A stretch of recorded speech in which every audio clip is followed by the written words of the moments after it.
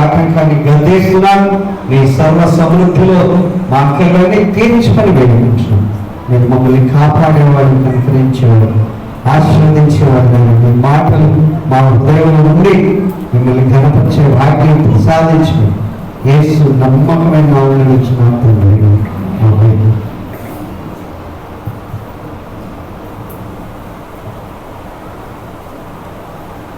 దేవుని పరిశుద్ధ నామానికి వందనాలు తెలియజేస్తున్నాను. శ్రమలో రెండు భాగాలుగా నేను దేవుని వాక్యాన్ని మీకు జ్ఞాపకం చేస్తాను. దేవుడు కాపాడేవాడు, రెండవది దేవుడి సన్నిధిలో మనం చక్కగా నిలబడాలి అనేటువంటి విషయాన్ని కూడా జ్ఞాపకం చేస్తాం. God protects when we are in upright in sight of the Lord.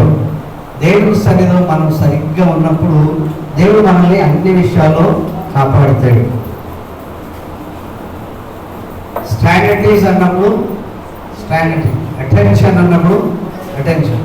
అటెన్షన్లో stand at ease ఉన్నా, స్టాండర్డీస్లో అటెన్షన్ ఉన్నా తప్పే. కాకపోతే నిలబడే ఉన్నాం, రెండింటికి నిలబడే ఉంటాం, కూర్చొనే ఉండదు. కానీ అటెన్షన్ అన్నప్పుడు అటెన్షన్లో ఉండాలి, స్టాండర్డీస్ అంటే స్టాండర్డీస్లో ఉండాలి. స్కూల్కి వెళ్ళిన వాళ్ళందరికీ కూడా ఇది బాగా తెలుసు కదా. కనుక మనం నిలబడే ఉన్నాం కదా అని చెప్పి అటెన్షన్ చెప్తే స్ట్రాటజీస్లో ఉంటే మన టీం అంతటికి కూడా మనం పొరపాటు చేసినట్లే. నేను పొరపాటు చేసినట్టు, నా టీం అంతటికి పొరపాటు చేసినట్టు. కనుక ప్రతి ఒక్కరు కూడా తాము ఎలా నిలుచున్నారో అది జాగ్రత్తగా చూసుకోవాలి. మనందరూ కూడా ఒకరికొకరు పాయింట్అవుట్ చేసే వాళ్ళం కాదు, కానీ ప్రతి ఒక్కరు కూడా తమ తాము ఆత్మీయ జీవితంలో లేకపోతే సొసైటీలో మనకి ఇవ్వబడిన ప్రతి స్థానంలో మనం ఎంత చక్కగా ఉన్నామనేటువంటిది చూసుకోవాలి. యెషయా గ్రంథం 48:17 వచనం. యెషయా గ్రంథం 48వ అధ్యాయం 17వ వచనం. నీ విమోచకుడును ఇశ్రాయేలు పరిశుద్ధ దేవుడైన దేవుని యొక్క డిజిగ్నేషన్ చెప్తూ, నీ విమోచకుడు, నిన్ను రక్షించేవాడు, నిన్ను కాపాడేవాడు, నీ కొరకు ప్రాణం పెట్టినటువంటి నీ విమోచకుడు. విమోచకుడు కావాలి. విమోచకుడు ఎవరు? యేసు ప్రభు మనందరి నుండి పాపం నుండి విమోచించేవాడు. కనుక నీ విమోచకుడు ఇశ్రాయేలులో పరిశుద్ధుడైనటువంటి దేవుడు. ఇశ్రాయేలు పరిశుద్ధ దేవుడు ఆయన యెహోవా, ఉన్న దేవుడు, మాట్లాడే దేవుడు అయినటువంటి దేవుడు ఇలాగ చెప్పుచున్నాడు. హల్లెలూయా. ఒక వ్యక్తిని పరిచయం చేస్తున్నప్పుడు, ఒక వ్యక్తి గొప్పతనాన్ని చెప్తున్నప్పుడు మనం వాళ్ళ గురించి కొంచెం ఇంట్రడక్షన్ ఇస్తూ ఉంటాం. ఆ ఇంట్రడక్షన్ ఇచ్చినప్పుడు వాళ్ళ గొప్పతనం, అచీవ్మెంట్స్ అన్ని కూడా చెప్తారు. అలాగే దేవుని గురించినటువంటి గొప్పతనాలన్నీ కూడా చెప్తున్నారు. ఆయనను విమోచించేవాడు, ఆయన ఇశ్రాయేలు పరిశుద్ధ దేవుడు, ఆయన పరిశుద్ధుడైన వాడు, ఆయన ఉన్న దేవుడు, మాట్లాడే దేవుడు ఇలా చెప్పుచున్నాడు. ఏమని? ఏం చేయడానికి? నీకు ప్రయోజనం కలగాలి. ఓకే, నీకు ప్రయోజనం కలగాలి. ఏదైనా పని చేస్తే దానికి ప్రయోజనం ఉండాలి, ఏదైనా కార్యం చేస్తే దానికి ప్రయోజనం ఉండాలి. ద ప్రోడక్ట్, ఆ ప్రోడక్ట్ అనేటువంటిది ఏదో బయటికి రావాలి.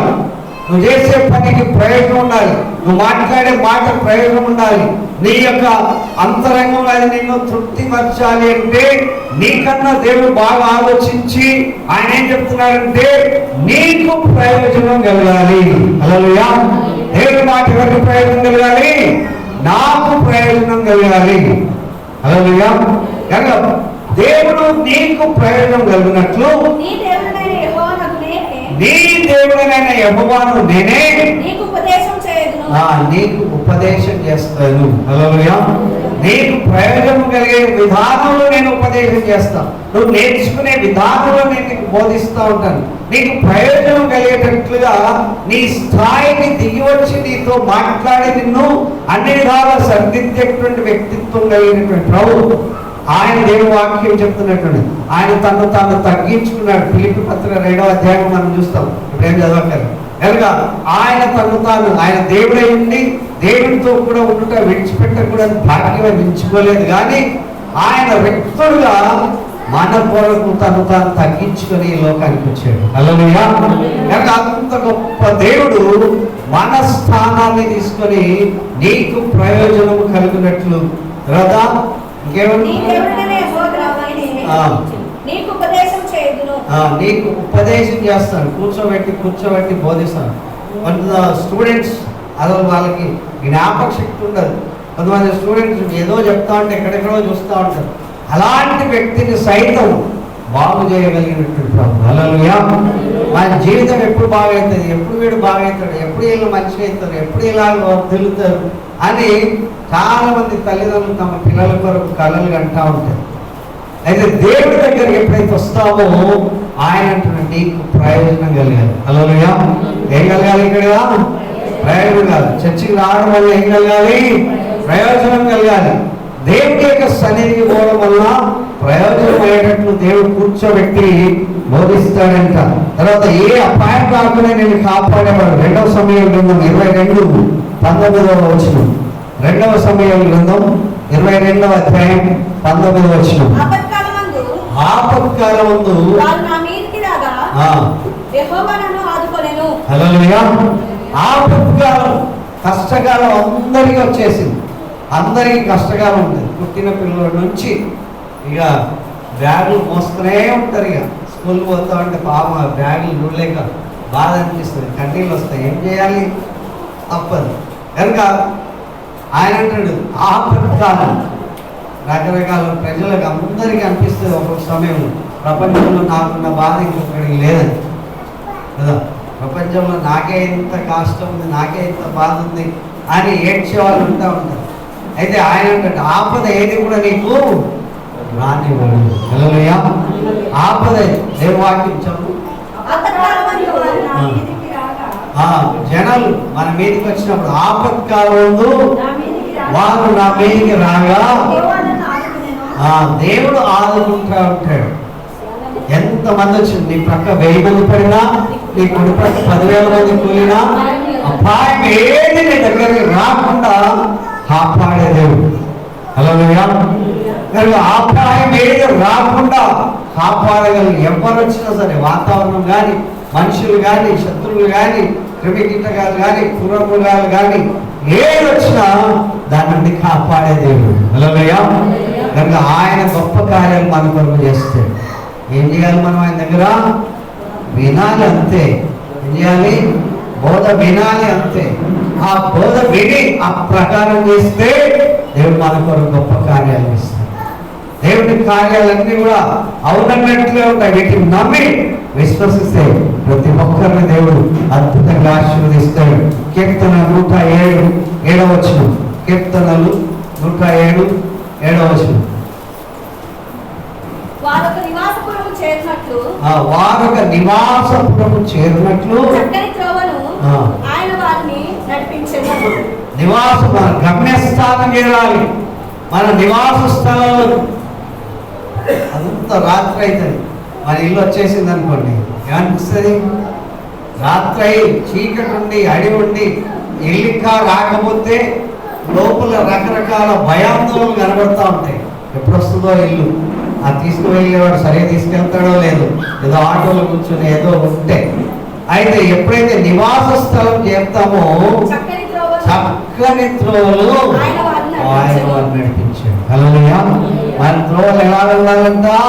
మన త్రోవలన్నీ కూడా చక్కటి త్రోవలు, మన గమ్యం చేరేటట్లుగా ఆ త్రోవలలో దేవుడు మనల్ని నడిపిస్తాడు. మన నివాస స్థలం, మన గమ్యం చేరే వరకు దేవుడు మనల్ని ఆపదలన్నిటిని తప్పించి బంకర త్రోవలు చక్కగా చేసి నివాస స్థలం చేరే వరకు. ఇల్లు వచ్చిందంటే అర్థం, మన ఇలాకా వస్తే కూడా, మన ఏరియా వచ్చిందనుకో, మన ఏరియా వచ్చిందంటే మా ఏరియా వచ్చేసి చాలు. మనకు తెలిసిన ఎవరొక్కరు కనబడ్డారు అనుకోండి, ఏదో ఎక్కడో బస్ స్టాప్, అప్పుడు అనిపిస్తావు మా వాళ్ళు కనబడ్డారు. కనుక ఎంత ఆనందం అనిపిస్తుంది. ప్రభు మనల్ని అలాంటి పరిస్థితుల్లో చక్కటి మార్గంలో మన గమ్యస్థానం చేరుస్తాడు. హల్లెలూయా. దేవుని యొక్క సన్నిధి మనం అనుభవిస్తే దేవుడు మనల్ని కాపాడుతూ చక్కగా నిలబెడుతూ మన అక్రమాన్ని తీరుస్తూ మన ఉద్దేశాలను సఫలం చేసి మన గమ్యస్థానం చేసి మన విశ్రాంతిని అనుగ్రహించే ప్రభువు మనం సేవిస్తున్నాం. హల్లెలూయా. దేవుని యొక్క సన్నిధిలో నా జీవితం ఎప్పుడు వంకర ఉన్నది, ఇప్పుడు మారుతుందని అనుకోవాలి. తన పొరపాటును కనుగొనగలవాడు ఎవడు? దేవుని వాక్యం. అందరూ ఓకే నేను బాగున్నా అనుకుంటాను, కానీ నా పొరపాట్లు నాకు తెలియదు. ఎప్పుడైతే వాక్యపు వెలుగులోకి వస్తామో అప్పుడు మన పొరపాట్లన్నీ కూడా మనకు తెలుస్తాయి. కానీ యేసుప్రభు మత్తయి సువార్తలో ఏం చెప్పాడంటే 4వ అధ్యాయంలో 34వ వచనం, కాబట్టి ఈ నా మాటలు విని వాటి చొప్పున చేయి ప్రతివాడు బండ మీద తన ఇల్లు కట్టుకున్న బుద్ధిమంతుని పోలియుండును. ఈ నా మాటలు విని, ఇవి ఎవరి మాటలంట? దేవుని మాటలు. ఎప్పుడైతే దేవుని మాట వింటామో, ఎప్పుడైతే దేవుని మాటలు వింటే బండ మీద తన ఇల్లు కట్టుకున్న బుద్ధిమంతుని పోలి ఉంటాయి. ఈ మధ్యకాలంలో ఎక్కువ చెరువులలో ఇల్లులు కట్టేశారు. చెరువులలో వర్షం పడినప్పుడు చెరువులోకి వస్తాయి కదా నీళ్లు. మా ఇల్లు మునిగిపోయిందంటే ఏం ప్రయోజనం? ముందే చూసుకోవాలి, గడ్డ మీద ఇల్లు కట్టుకోవాలి, ఎత్తైన స్థలంలో ఇల్లు కట్టుకోవాలి. ఎవరైతే ఎత్తైన స్థలంలో ఇల్లు కట్టుకుంటారో వారు సురక్షితంగా ఉంటారు. హల్లెలూయా. ఏమేమి వస్తాయంట? వాన కురిసి, వరదలు వచ్చి, గాలి వేసి ఆ ఇంటి మీద కొట్టింది. ఎప్పుడు గుర్తు చేస్తాం? వానలు అనేవి వస్తాయి, కష్టం, కుండపోతగా వాన వస్తుంది. కింది నుండి కూడా వరద వస్తుంది. వాన కురిసినప్పుడు ఏమొస్తుంది? వరద వస్తుంది. గాలి విసురుతుంది. గాలి విసిరి ఎక్కడ పడుతుందంట? ఇల్లు అన్ని ఇల్లులు ఉన్నాయి, అన్నింటి మీద పట్టట్లేదంట, ఆ ఇంటి మీదనే పడుతుంది. ఒక్కొక్కసారి అనిపిస్తుంది, పిల్లోడికి జ్వరం వచ్చే, ఆయనకి జ్వరం వచ్చే, ఆవిడకి జ్వరం వచ్చే, డాక్టర్ కూడా డబ్బులు లేకపోయి ఏమైపోతుంది? చాలా కష్టకాలం. ఎవరిని అడగలేము, ఎవరు ఇవ్వరు, కొత్త వచ్చాం అప్పు ఇవ్వరు, తెలిసిన వాళ్ళు ఉండరు. అలాంటి పరిస్థితులు ఆ ఇంటి మీద ఒకదాని మీద ఒకటి పడుతుంటే బట్టతల్లో మీద తాటిపండు పడ్డట్టుంటే అద్భుతంగా ఎన్ని కష్టాలు. ఆయన మాట వింటే అద్భుతమైనటువంటి దీవెన మన కొరకు దేవుడు ఇచ్చాడు. హల్లెలూయా. వానలు ఎడతెగిలైనటువంటి ఆ యొక్క బాధల వెంట బాధలు వస్తాయి, నిలబడలేకుండా వరదలు వస్తూ ఉంటాయి. గాలి, ఈ గాలి గురించి ఒక ఆయన చెప్పాడు విశ్లేషణ. గాలి సోకిందంటారు కదా, గాలి సోకిందంటే ఎవరు ఆపలేనటువంటి, ఎవరు కూడా ట్రీట్మెంట్ ఇవ్వలేనటువంటి పరిస్థితిలో ఉంటే ఆ ఇంటి మీద పడితే మా పక్కింటాడు బాగానే ఉంటాడు, ఎదురుంటాడు బాగానే ఉంటాడు, చుట్టూ పక్కన బాగుంటారు, మనకే ఒకదాని మీద ఒకటి పని పోతుంది, అప్పుడే ఫెయిల్ అవుతుంది, అప్పుడే ఏమి ఉండదు, అప్పుడే. అలాంటి పరిస్థితి కష్టకాలంలో కూడా ఆయన మాట వింటే మనకు దేవుడు సహాయం చేస్తాడు. హల్లెలూయా. బండ మీద కట్టుకున్న బుద్ధిమంతుని పోలినట్లుగా దేవుని మన జ్ఞాపకం చేస్తుంది. ప్రియులారా, సామెతలు 6వ అధ్యాయం 20వ వచనం నుండి 22వ వచనం వరకు. సామెతల గ్రంథం 6వ అధ్యాయం 20వ వచనం నుంచి, నా కుమారుడా, నీ తండ్రి ఆజ్ఞను గైకొనుము, నీ తల్లి ఉపదేశమును త్రోసివేయకుము, వాటిని ఎల్లప్పుడూ నీ హృదయమునందు ధరించుకొనుము, నీ మెడ చుట్టూ వాటిని కట్టుకొనుము. నీవు త్రోవ వెళ్ళినప్పుడు అది నిన్ను నడిపించును, నీవు పండుకున్నప్పుడు అది నిన్ను కాపాడును, నీవు మేల్కొన్నప్పుడు అది నీతో ముచ్చటించును. ఎంతగా డీటెయిల్గా చెప్పాడు. పడుకున్నప్పుడు, నువ్వు లేచినప్పుడు, త్రోవ నడిచినప్పుడు ఎవరి మాటలు వినాలంట? మళ్ళొకసారి చదవండి. నా కుమారుడా, నీ తండ్రి ఆజ్ఞను గైకొనుము, నీకు దేవుడు ఇచ్చినటువంటి మీ తండ్రి యొక్క ఆజ్ఞలు ఖచ్చితంగా వినాలి. హల్లెలూయా. తండ్రుల మాటలు వింటారా? తల్లుల మాటలే వింటారు. తల్లిదండ్రుల మాటలు వినాలి. ఈ తల్లిదండ్రులు ఇద్దరు కూడా ఒకరిని గురించి ఒకరు గౌరవప్రదంగా చెప్పుకోవాలి. తండ్రి గురించి, తల్లి గురించి గొప్పగానే చెప్పుకోవాలి. కానీ అంత హోమ్ మినిస్టరే మెయింటైన్ చేస్తున్నప్పటికీ కూడా తండ్రి మాట ఖచ్చితంగా వినాలి. కానీ ఎక్కువ శాతం తల్లి మాటనే వింటారు. పాపం తండ్రి రాత్రి పగలు కష్టపడి ఎన్నో చేసినా సరే ఏమైనా దెబ్బ తాగిన అమ్మ అంటారు కానీ నాన్న అంటారు. కనుక ఏమైనా సరే కొనాలంటే, ఫైనాన్స్ కావాలంటే తండ్రి దగ్గర పోవాలి, ఏమైనా కావాలంటే తండ్రిని అడగాలి. కానీ మెయింటైన్ అంతా ఎవరు చేస్తారు? తల్లి మెయింటైన్ చేస్తారు. కనుక అమ్మనే ప్రథమ గురువు అయ్యి తండ్రిని మర్చిపోకుండా దేవుని వాక్యం ఉంది, తండ్రి యొక్క ఆజ్ఞలు గైకొనాలి. తల్లి ప్రేమించినంతగా తండ్రి ప్రేమ వ్యక్తం చేయలేడు కానీ తల్లి కన్నా ఎక్కువ ప్రేమ తండ్రికి ఉంటుంది. నీకు ఈ బట్టలు కావాలి, నీకు ఈ ఫ్రూట్స్ కావాలి, నీకు ఈ తిండి కావాలి, నీకు ఈ చదువు కావాలి, నీకు ఎప్పుడైనా కాయలు పడితే నీకు మోసుకొని పోవాలి, బరువు అయితే మోసుకొని పోవాలి, నీకు ఎలాంటి అవసరం ఉన్నాయి అవన్నీ తీర్చేవాడు ఎవరన్నమాట? తండ్రి. హల్లెలూయా. కనుక దేవుని వాక్యం చెప్తున్నది, నీ తండ్రి బోధను వినాలి కదా. ఎక్కడ పెట్టాలంట? ఈ హృదయంలో పెట్టుకోవాలి ఎప్పుడు కూడా. చాలా మంది చనిపోయిన తర్వాత పూల దండలు వేసేసి ఏవో పెద్ద పెద్ద సమాధులు పలుకురాయితో కట్టించేసి ఎంత ఖర్చు అయిపోయినా సరే పెట్టేస్తారు, కానీ అక్కడికి మళ్ళీ పోయి చూసేది లేదు. సంవత్సరం ఒకసారి ఎప్పుడైనా పోతారు, ఫస్ట్ సర్మన్ అయితే చేస్తారు, ఏడాది మాసం. ఆ తర్వాత అది ఎక్కడ పోతుందో ఏమో తెలియదు. కానీ హృదయంలో మాత్రం తల్లి ఉంటే అద్భుతమైనటువంటి ప్రశంస తండ్రి మీ హృదయంలో ఉండాలి. హల్లెలూయా. నాకు డౌట్ వచ్చింది, దాని గురించి అడుగుతారా అని. ఫోన్లు అన్నీ అమ్మకే పోతాయి, నాకేం రావు. నా పెద్ద అమ్మాయి కూడా పొద్దున్న లేస్తే అమ్మాయికి ఫోన్ చేస్తుంది, రెండవ అమ్మాయి, మూడవ అమ్మాయి, నాలుగవ అమ్మాయి వరుసగా ఆలే చేస్తుంది. నన్ను ఎప్పుడైనా అడుగుతారా అని మొన్న అడిగాను. ఇదంతా ప్రిపేర్ అవుతా ఉండే మనసులో అంటే మెయింటైన్ అంతా ఆమె చేస్తుంది. కనుక సరంజామా సమకూర్చేదంతా ఎవరు చేయాలి? ఎవరికైనా ఏమైనా కావాలంటే నాకే చెప్తారు, కానీ నేను అన్నీ సమకూర్చాలి, కానీ అడిగేది మాత్రం ఎవరిని అడుగుతారు. కనుక కానీ నన్ను అడగలని అంటలే, కానీ నా వరకు ఫోన్ రాకపోవడం వల్ల నాకు కొంచెం అట్లా అనిపిస్తుంది. కానీ దేవుడు వాక్యం ప్రతి తండ్రికి కూడా ఇట్లాంటి బాధలు ఉండొచ్చు. ఎప్పుడు నాన్న ఇంట్లో ఉంటాడు, బజార్లో ఉంటాడు, ఆఫీస్కి పోతాడు, అక్కడ పోతాడు. కనుక నాన్నను పెద్దగా ఇంట్లో ఉండేవాళ్ళు, అందుబాటులో ఉండేవాళ్ళని పలకరిస్తారు. ఇంకా దేవుడి వాక్యం ఇంకా చెప్తుందండి,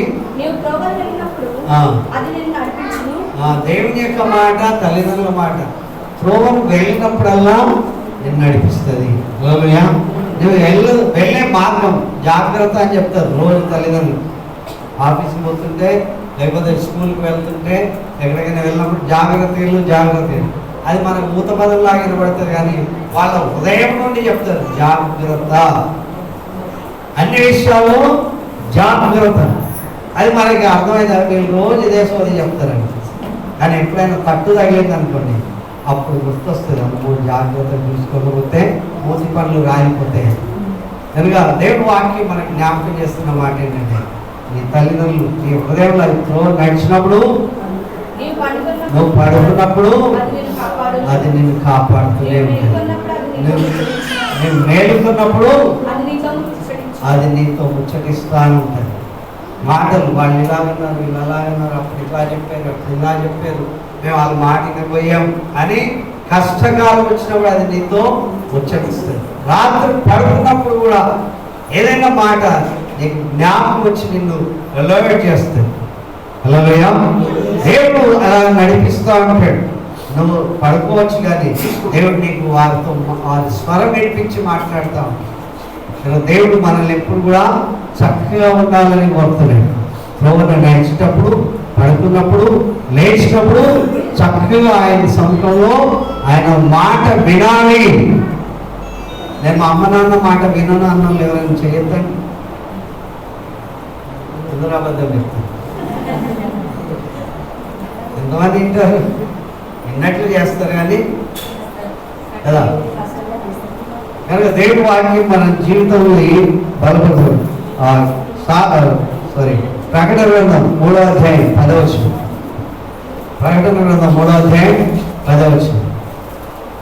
నీవు నీ ఓర్పు విషయమైన వాక్యమును గైకొంటివి, కనుక భూనివాసులను శోధించుటకు లోకమంతటి మీదకి రాబో శోధన కాలంలో నేను నిన్ను కాపాడేదను.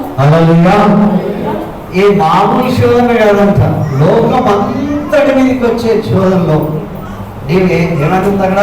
నీవు నీ ఓర్పు విషయమైన వాక్యమును గైకొంటివి గనుక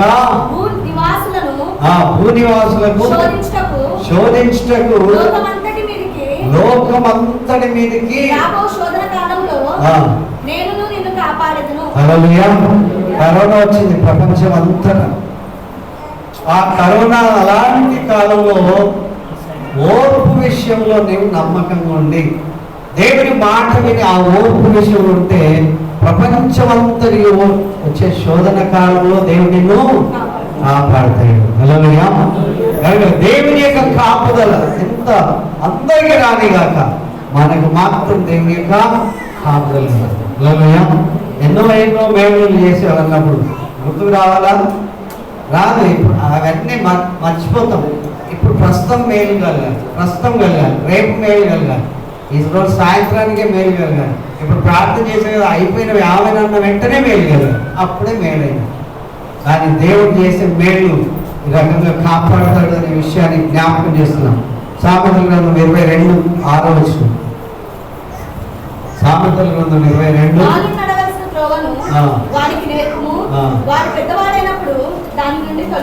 హల్లెలూయా.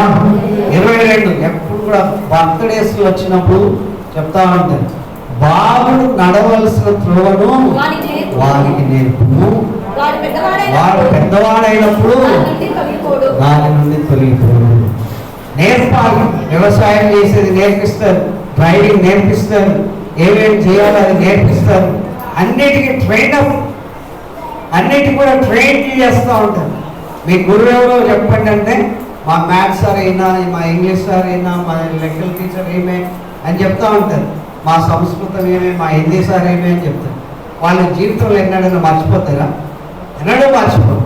మా సుధీర్ సెంట్ మార్క్స్లో జాయిన్ చేస్తే ఆయన అన్నాడు, నువ్వేం పెట్టద్దు బాబు, నాకు నేను ఎప్పుడైనా దారిలో పోతాను కదా, నేను కారులో వస్తున్నప్పుడు ఆగి గుడ్ మార్నింగ్ సార్ అంటే చాలు నాకు అన్నాడు. ఎప్పుడు అది సార్ చెప్పింది నిలిచిపోయింది. నేను ఇంతనే మాస్టర్ లాగానే ఉండొచ్చేమో, కానీ నువ్వు రేపు ఎదిగిపోయి కారులో పోయి మంచి ఆఫీసర్ అయిపోతుంటే నేను నడుచుకుంటూ పోయినప్పుడు కొంచెం ఆగి గుడ్ మార్నింగ్ సార్ అని అంటే నా జీవితం ధన్యమైపోయింది. హల్లెలూయా. కొంతమంది అట్లా అనేవాళ్ళు ఉన్నారు, కృతజ్ఞత కలిగిన వాళ్ళు. అందరూ దేవునికి లెక్క చెప్పాలి కనుక అందరినీ గౌరవించాలి. హల్లెలూయా. కనుక దేవుని యొక్క వాక్యం మనకు బోధించిన వాళ్ళని మనం ఎప్పుడు కూడా గుర్తుపెట్టుకోవాలి. ఈ నా మాటలు విని వాటి చెప్పుగా చేసే ప్రతి వాడు దేవుని వాక్యం బాలుడు నడవలసిన త్రోవలు ఆయన నేర్పాలి. వాడు పెద్దవాడైనప్పుడు దాని నుండి వెళ్ళిపోయి ఇప్పటి వరకు టీనేజ్ వచ్చే వరకు ఓకే, ఆధారపడతారు కనుక ఖచ్చితంగా వినాలి మాట. ఉద్యోగం లేదు, పైసలు కావాలి, తినడానికి ఏమన్నా కావాలి, ఇక దాన్ని బట్టి ఖచ్చితంగా లొంగాల్సి వస్తుంది. ఒకవేళ ఉద్యోగం చేస్తూ డబ్బులు సంపాదించుకుంటూ నాన్నకన్నా ఎక్కువ సంపాదిస్తే అప్పుడు వింటారా? అలాంటప్పుడు వినడం కష్టం. కనుక పెద్దవాడైనప్పుడు దాని నుండి తొలగిపోకుండా ఉండాలి అంటే బాలుడు నడవలసిన త్రోవలు అతనికి చెప్తా ఉన్నారు, నేర్పిస్తూ ఉన్నారు. డ్రైవింగ్ రానోడికి ఏం చేస్తాడు? పక్కన కూర్చోబెట్టి నేర్పిస్తూ ఉంటాడు. ఎప్పుడైతే నేర్పిస్తాడో అన్ని మలుపులన్నీ కూడా సరిగ్గా చూపిస్తాడు. దేవుని యొక్క సన్నిధి మనకు బాలుడు నడవలసిన త్రోవలు వారికి నేర్పాలి. నేర్చుకుంటే వాళ్ళు తిరుగుతారు, నేర్చుకోకపోతే ఎక్కడున్నారో దేవుడు మాత్రం అన్ని విధాలా మనల్ని కాపాడుతాడు. హల్లెలూయా. దేవుడు అన్ని విధాలా మనల్ని కాపాడుతాడు. కాపాడుతున్నప్పటికీ కూడా దేవుడి చేత నేను కాపాడబడుతున్నాను అని అనుకోవడం చాలా మందికి గుర్తుండదు. ఎప్పుడైతే మనం దేవుడి చేత కాపాడబడుతున్నామని అనుకుంటామో ఆయన దృష్టిలో ఇంకా దగ్గరగా చక్కగా ఉండాలని కోరుకుంటాం. దేవుడి వాక్యం ఇంకా జ్ఞాపకం చేస్తున్నటువంటి మాట కీర్తనలు 55:18. శత్రువులు అనేకులై ఉన్నారు, అయినను వారు నా మీదికి రాకున్నట్లు సమాధానం కలుగజేసి ఆయన నా ప్రాణము విమోచించి ఉన్నాడు. శత్రువులు ఎక్కడ పడితే అక్కడ ఉంటూనే ఉంటారు. శత్రువులు అనేకులు ఉన్నారు, వారు నా మీదకి రాకుండేటట్లు వారిలో సమాధానం కలగజేసి ఆయన నా ప్రాణాన్ని విమోచిస్తున్నాడు. బయటికి రా చూసుకుందాం అంటారు క్లాస్లో ఉన్న పిల్లలే. వాడు దిక్కు పెట్టుకొని టీచర్ ఎక్కడ పోతే అక్కడ వెనకాలం ఉంటుంది. క్లాస్లో బయటికి పోయినారనుకో వాళ్ళందరూ చేస్తారు. అలాంటి పరిస్థితిలో సమాధానాన్ని కలిగజేసేవాడు. మన చుట్టుపక్కల వాళ్ళందరికీ కూడా సమాధానం కలిగజేసేవాడు. కనుక సమాధానం దేవుడు మనకి అనుగ్రహించాలి. హల్లెలూయా. బయటికి పోవాలంటే ఒంటరిగా పోలేని పరిస్థితి. ఏంటంటే ఎవడేముంటాడో మనకు తెలియదు. అలాంటి పరిస్థితుల్లో సమాధానాన్ని దేవుడు అనుగ్రహిస్తాడు. కనుక యెషయా గ్రంథం 26వ అధ్యాయం 7వ వచనం.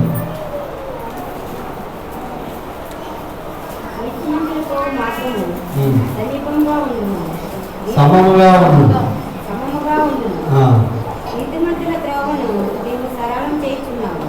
నీతిమంతులని పేరు పెట్టి నీతిమంతులు పోయే మార్గము సమముగా ఉంటుంది. సమానాంతరంగా పొంగిపోదు, కృంగిపోదు, సమంగా ఉంటుంది. రోడ్డు వేయనటువంటి రోడ్డు ఎట్లా ఉంటుంది అని ఎందుకు ఈ రోడ్డు వచ్చామా అనిపిస్తుంది. రోడ్డు బాగాలేదనగా మేము రామని చెప్తారు. ఎప్పుడైతే సమంగా ఉంటుందో దేవుడు నీతిమంతులు పోయే మార్గాన్ని సరళం చేస్తాడు, సమంగా చేస్తాడు. తప్పు పడకుండా, జారి పడకుండా, అలా పెరిగిపోకుండా దేవుడు భద్రంగా కాపాడు. తర్వాత సెకండ్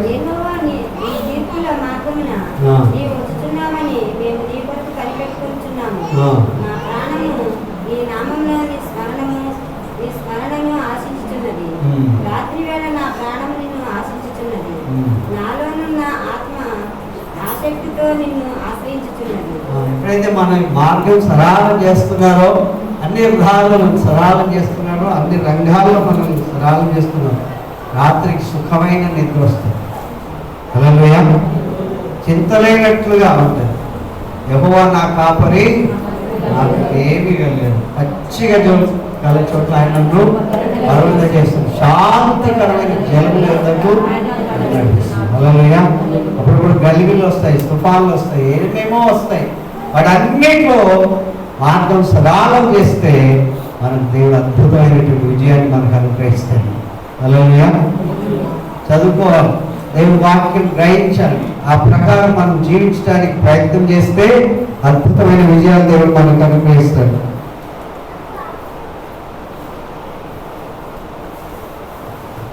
జకర్యా గ్రంథం 9వ అధ్యాయం 8వ వచనం. జకర్యా గ్రంథం 9వ అధ్యాయం 8వ వచనం. నేను కళ్ళారా చూచితిని గనుక బాధించువారు ఇకను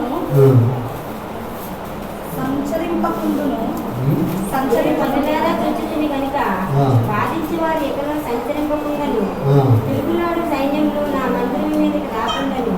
దానిని కాపాడుకుంటే నేను ఒక దండు పేటను ఏర్పరచెదను. నేను కళ్ళారా చూచితిని గనుక బాధించేవారు ఇకను సంచరింపకుండా, బాధించే వాళ్ళు తిరగకుండా, బాధించే వాళ్ళు అనేవాళ్ళు ఉన్నారు. ఆ బాధించేవారు నా చుట్టూ తిరగకుండా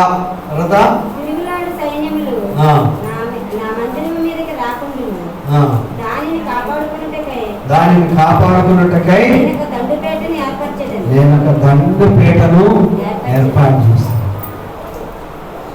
దేవుడు అనుకుంటే పెద్ద శూరులు అక్కర్లేదు. మిడతలు ఆయన దండు అంటారు. మిడతలు తర్వాత మనం 10 రకాల తెగులు చూసాం. భయప్రాంతులు వేయాలి అంటే దేవుడు ఆ పేర్లను కూడా వాడుకున్నాడు కదా. దేవుడు అనుకుంటే పెద్ద శూరులు, నైపుణ్యం, సామర్థ్యం వెళ్ళిన అక్కర్లేదు. అలా దేవుడు కాపాడగలిస్తే కూడా ఆయన దండుపేటను మన మీద చూస్తున్నాడు. కనుక మన మీదకి ఎవరు కూడా సంచరించేవాడు వాళ్ళు దాడి చేసేవాళ్ళు, మనకు హాని చేసేవాళ్ళు ఎవరు రాకుండా కాపాడతారు. అలాగే మన దేవుడు మన కుటుంబాలను, మన పిల్లల్ని కాపాడాలంటే మనం చక్కగా ఉండాలి. మన దేవుడు వాక్యం సామెతలు 22:6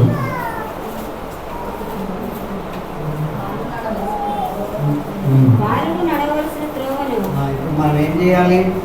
ఇవన్నీ విన్న తర్వాత ఏ త్రోవలో మనం నడవకూడదో ఆ త్రోవలు విడిచిపెట్టాలి.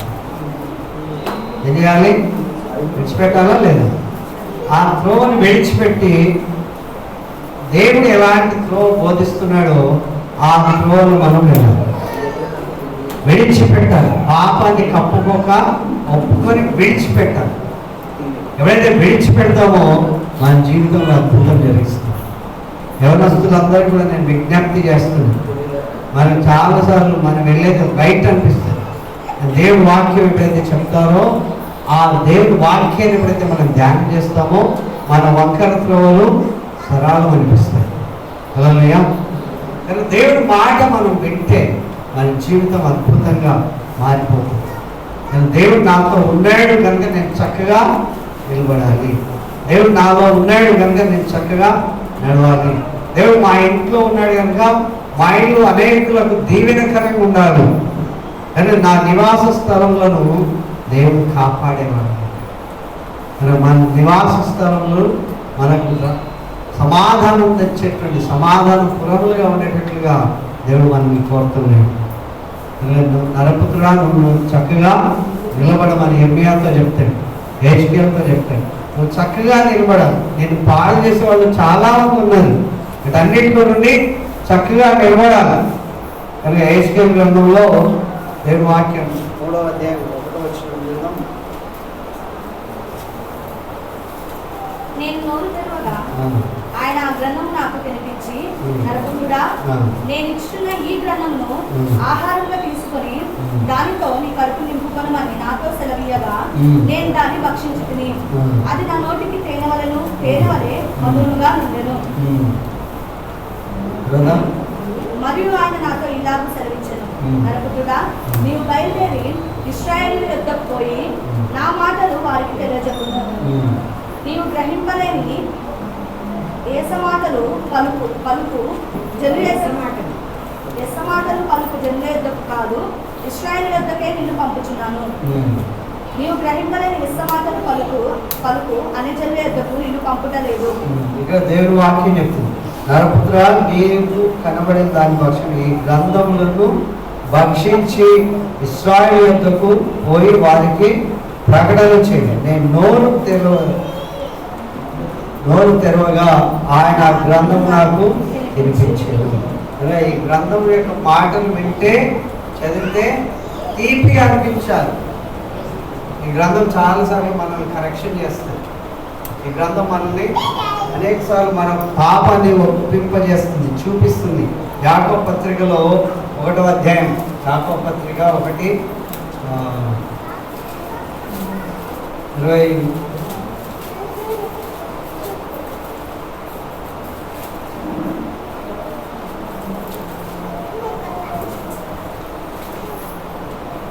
1వ అధ్యాయం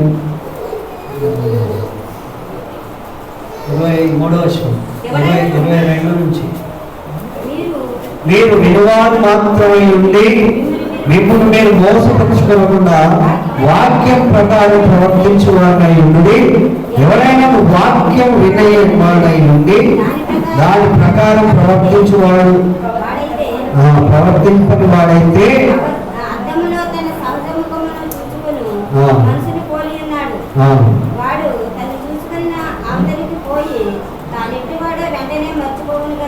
ఇక్కడ దేవుని వాక్యం చెప్తుంది, వాక్యం విని దాని ప్రకారం చేయాలి. అలాగే విశ్లేషణ చెప్తున్నారు, అద్దం చూసుకుని అద్దంలో ముఖం బాగాలేకపోతే ముఖాన్ని శుభ్రపరచుకోవాలి. కానీ అద్దం చూసుకున్న వెంటనే ఇది బాగాలేదనుకొని వెంటనే మర్చిపోయేటువంటి వ్యక్తులుగా ఉన్నట్టు ఉండకూడదు అని దేవుని వాక్యం చెప్తుంది. పిల్లలు కనుక ఈ దినం యవనస్తులైన బిడ్డలు మీరు ఎట్లా నిలబడుతున్నారో దేవుని సన్నిధిలో జాగ్రత్తగా చూసుకోవాలి. చాలా నోడాలు పాటలు పాడవచ్చు, వాక్యం చెప్పొచ్చు, వాక్యం ఆరాధన చేయొచ్చు, అన్నీ చేయొచ్చు. దేవుడు నిన్ను నిలబెట్టి చూస్తే ఎలా కనబడుతుంది? దేవుని సన్నిధిలో ఎట్లా కనబడుతుంది? కానీ దేవుని యొక్క సన్నిధి ఆయన నిన్ను కాపాడు చక్కగా ఉండాలి అని దేవుని యొక్క కోరిక. నీ మార్గాలు చక్కగా ఉండాలని, నీ ఆలోచనలు చక్కగా ఉండాలని, నువ్వు కూర్చోవడం లేవడం చక్కగా ఉండాలని నీ కొరకు దేవుడు అద్భుతమైన తన ప్రేమను వెల్లడి చేస్తాను. దేవుని యొక్క సన్నిధిలో ఎవరైనా మీ ఇంకా ఇవన్నీ కూడా తోసేసి ప్రతి వారం ఇట్లానే చెప్తారని అనుకుంటే సమయం దగ్గర ఉన్నది ప్రియులు. దేవుడు వాడిని ఎప్పుడు ఆయన వస్తాడో తెలియదు కనుక వాతావరణ పరిస్థితులు మారిపోతున్నాయి, ప్రజల్లో తలంపులు మారిపోతున్నాయి కనుక దేవుని యొక్క రాకడ చాలా సమీపమైంది.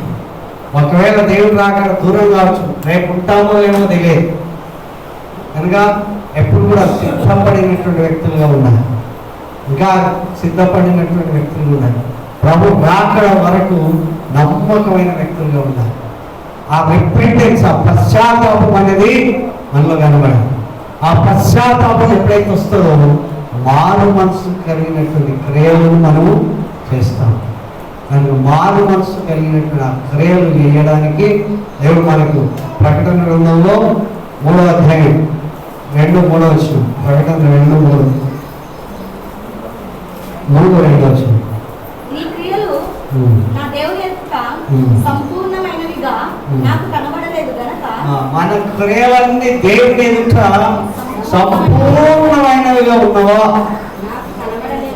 దేవుడు అంటున్నాడు నాకైతే అట్లా కనబడింది.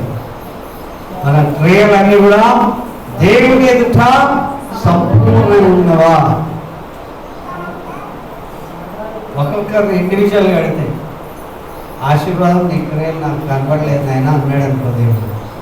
నేను ఇన్ని ప్రార్థన చేసిన ఏం ప్రయోజనం, ఎన్ని ప్రసంగాలు చేసిన ఏం ప్రయోజనం, ఎంతమందిని ఏ రకంగా ప్రేమించినా ప్రయోజనం లేదు. దేవుడు చెప్పాలి నీ క్రియలు నా ఎదుట సంపూర్ణంగా కనబడ్డాయి అన్నాడు.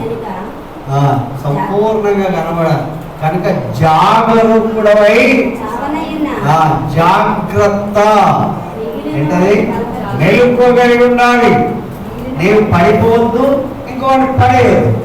నువ్వు పడిపోకుండా జాగ్రత్త. దేవుని మాట అందరికీ జాగ్రత్త. మనం అనుకోవచ్చు నో డౌట్ నాకు ఇంకో అవి ఏమేమో ఉండవచ్చు. కానీ దేవుని దగ్గర నిలబడినప్పుడు మన క్రియలన్నీ అక్కడ కనబడతాయి. నా దేవుని ఎదుట నీ క్రియలు సంపూర్ణంగా కనబడలేదు. నేను నా కొరకు గొప్ప చెప్పొచ్చు, ఆ పిల్లల కొరకు గొప్ప చెప్పొచ్చు, కానీ ప్రతి ఒక్కరిని దేవుడు యగాదిగా చూసి ఆయన చెక్ చేస్తూ ఉంటాడు. ఆ చెక్ చేసినప్పుడు మనం మెంటల్గా చెక్ చేస్తాడు, మనం ఇంటలెక్చువల్గా చెక్ చేస్తాడు, ఫిజికల్గా చెక్ చేస్తాడు. ఒక ఆర్మీలో జాయిన్ కావాలంటే వాళ్ళని ఫిజికల్ ఫిట్నెస్ అడుగుతారు. పరుగు ఇంత పరిగెత్తాలి, ఆ పరుగు కూడా కరెక్ట్గా ఉండాలి. కనుక అన్నీ ఒక ఉద్యోగం రావడానికి కొరకు ఇన్ని టెస్టులు చేస్తే ప్రభు కొరకు బ్రతకడానికి దేవుడు జాగరూకుడై ఉండు. తర్వాత చావనైన పనేంటి, చావనైన మిగిలిన వాటిని బలపరచు. తర్వాత నీవు ఎలాగో ఉపదేశం పొందితివో, ఎలాగో విన్నావో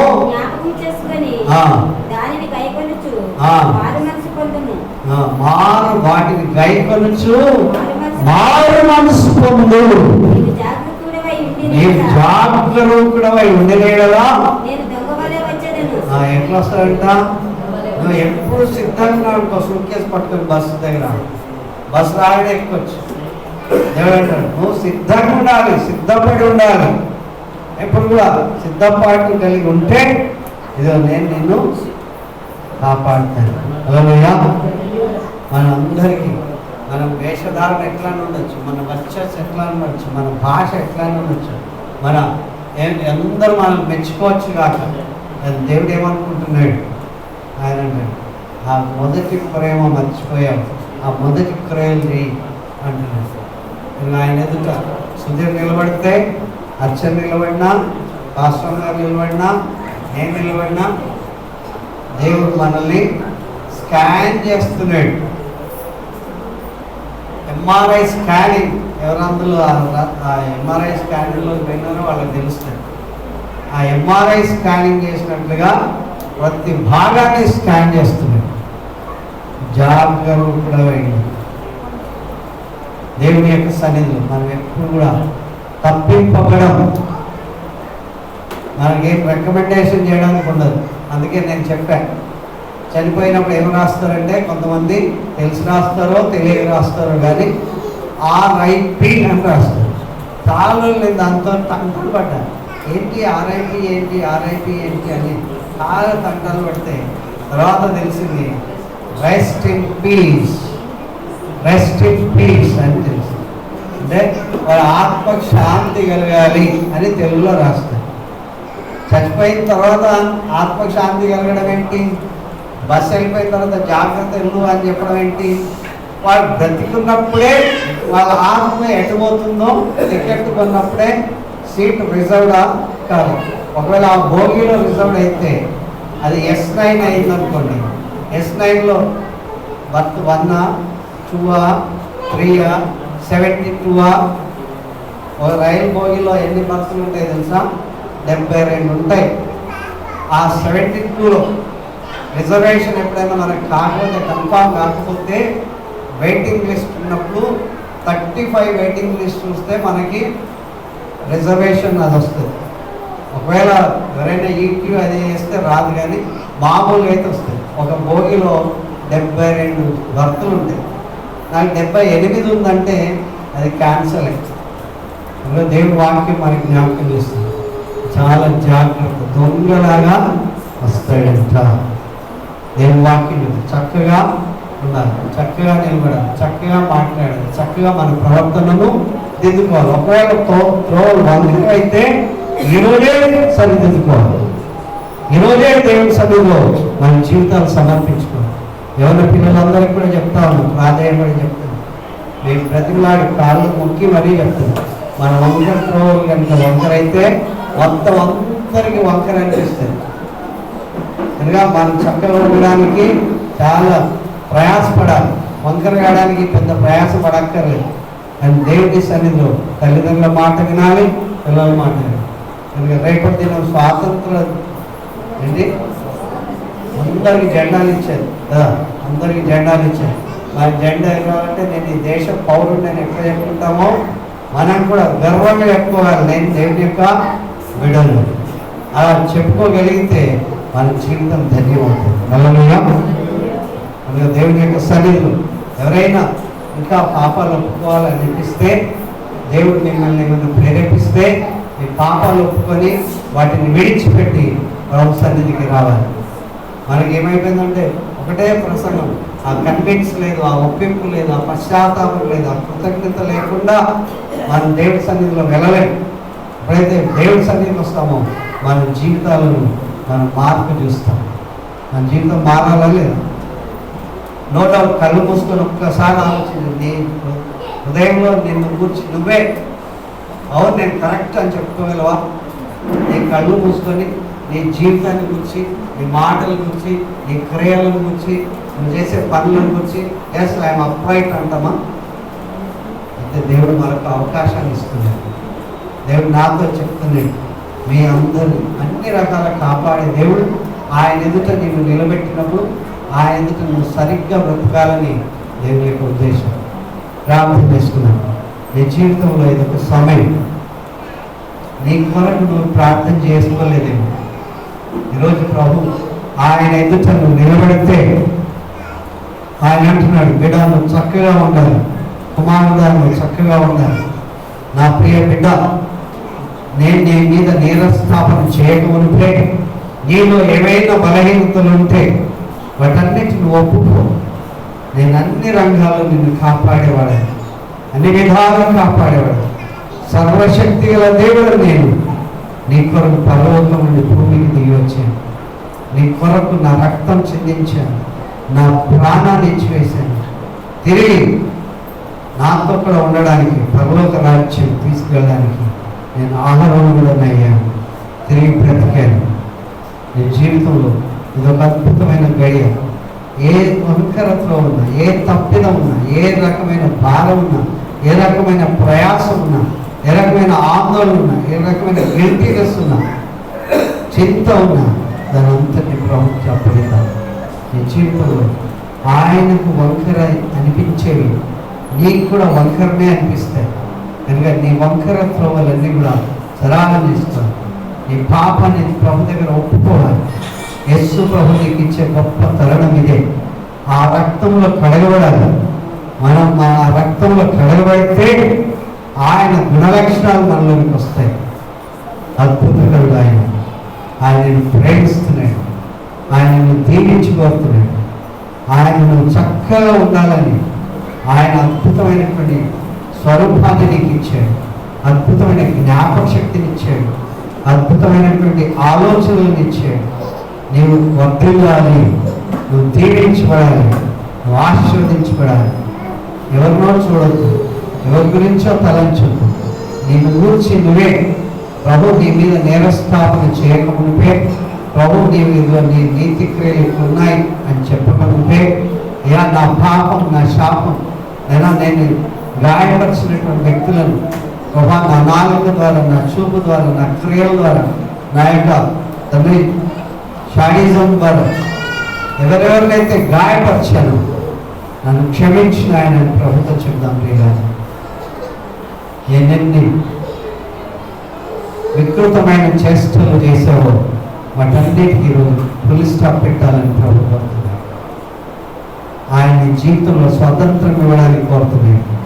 నిన్ను బంధించడానికి కాదు కానీ వాటన్నిటి నుంచి విడుదలిచ్చి స్వేచ్ఛ స్వాతంత్రం ఇచ్చి నిన్ను దీవించాలని, గొప్పగా నిన్ను నువ్వు ప్రభుత్వం దగ్గర కనపరుచుకోవాలని ప్రభు కోరుతున్నాడు.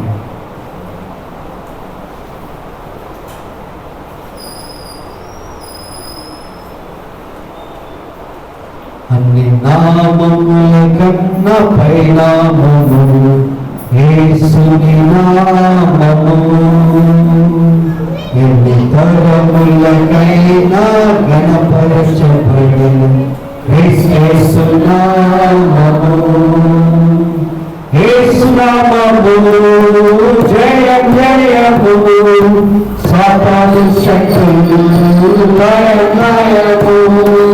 యేసు నామము జయ జయము, సాతాను శక్తులు లయము. హల్లెలూయా హోసన్నా హల్లెలూయా హల్లెలూయా ఆమేన్. హల్లెలూయా హోసన్నా హల్లెలూయా హల్లెలూయా ఆమేన్. యేసు నామమే జయం. సాతాను శక్తులన్నీ కూడా లయం. నీ జీవితంలో ఏవైనా సాతాను శక్తులు ఉంటాయి అవన్నీ కూడా ప్రభు లయపరుస్తున్నాడు. ఆయన నీకు విజయం ఇస్తున్నాడు. ప్రభావం నువ్వు చేసిన కార్యములన్నిటి కొడుకున్నాడు. ఎవరి బిడ్డలు ప్రార్థన చేసి ఉండొచ్చు, మనసులో పెద్దలు ప్రార్థించి ఉండొచ్చు. నేను ఏ పాపం చేసారో ఆ పాపం వారికి ఎదుటి కనుల ఎదుటి కనబడుతుండవచ్చు. ఏ రక్తంతో ఎవరి దగ్గర ఎలాగ మాట్లాడారో ఆ మాటలు, ఆ పొరపాట్లు వాటన్నిటి నుంచి విడుదల అనుగ్రహించి బిడ్డలను సంపూర్ణ స్వేచ్ఛలుగా చేసి దీవించు. నీ రక్తంతో కడిగి క్రీస్తు కొరకు బ్రతుకుతానని